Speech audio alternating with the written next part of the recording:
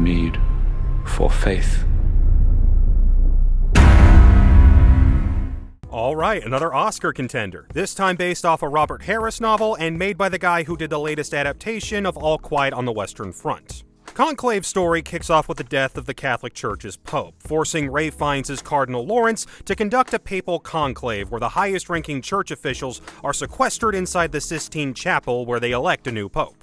On top of dealing with his own crisis of faith, Lawrence faces a litany of problems trying to keep the election under control. All of the frontrunners have their own unique scandals, the late pope's final decisions before his death are shrouded in mystery, and a new cardinal arrives claiming to have been secretly elected by the pope to serve in Afghanistan. And while the election itself is just round after round of voting until someone has a 2/3 majority, it plays out like a modern political thriller. The conservative candidate is a deranged-looking, out-and-proud bigot looking to tear down half a century's worth of social progress. The leading liberal candidate is aware of the dire stakes of the election, but isn't willing to get his hands dirty with political machinations. Instead, he opts to support another candidate who has his own issues, but is seen as the quote-unquote lesser of two evils. And once you remember this book came out in 2016, it's pretty easy to draw a line to certain real-life politicians. But what the film lacks in subtlety, it makes up for in a powerhouse performance from Fiennes. Here's a man who doesn't want the power for himself and would much rather just leave Rome altogether, but feels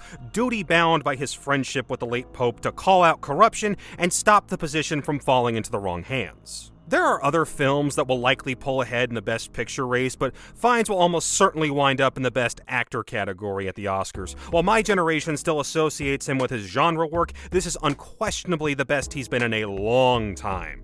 For me, the biggest point in Conclave's favor is its ability to address Vatican City's weirdness, for lack of a better term. Full disclosure, I'm a born and raised Catholic, and I visited the Vatican earlier this year on a trip to Italy. And while it's visually stunning, I couldn't quite shake the feeling that something felt off. For all the progress the church has made since Vatican II, the city itself still feels frozen in a time when the Pope was as much a religious leader as he was a major political player on the world stage. As a result, the city's opulence borders on absurdity at times. It's as much a place of worship as it is a history museum, filled with statues, architecture, artifacts, and artwork whose monetary value defies logic.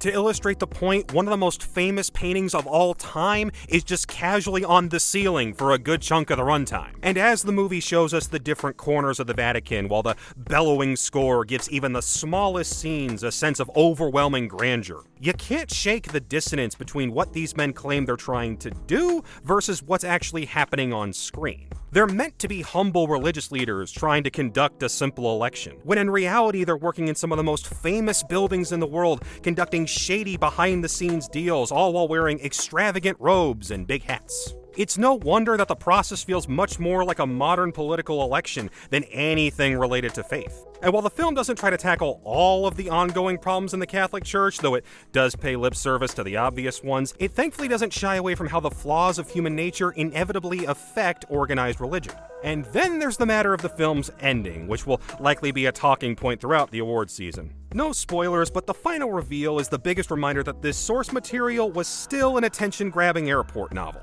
On the one hand, it leads to a hopeful ending that this new pope might be more understanding of one of the biggest hot-button debates of the present day. But at the same time, the reveal is so late in the game that it comes off more like a gotcha surprise than any kind of conflict resolution. I was fine with the ending after sitting with it for a bit, but I imagine it won't go over as well with everyone. Overall, Conclave has a great story and stellar performances, most notably from Fiennes. It's not my favorite film of the year, but of the early Oscar contenders, it's one of the most accessible. Definitely give it a look. Thanks for watching!